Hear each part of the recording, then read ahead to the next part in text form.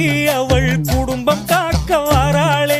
வேப்பிலைய கையில் கொண்டு வேதனை தீர்க்க வாராளே, அகிலமே வியக்கும் வண்ணம் ஆதிசங்கரி வாராளே, எட்டு திக்கும் இடி முழங்க ஈஸ்வரியும் வாராளே, கோடி ஜனோ சூழ்ந்திருக்க கூட்டத்திலே வாராளே, தென்றல் வீசும் தோப்புக்குள்ள திரிசூலி வாராளே, வாராளே அம்மா வாராளே எங்க பார்வதி அம்மா வாராளே, வாராளே அம்மா வாராளே இந்த உலகை காக்க வாராளே.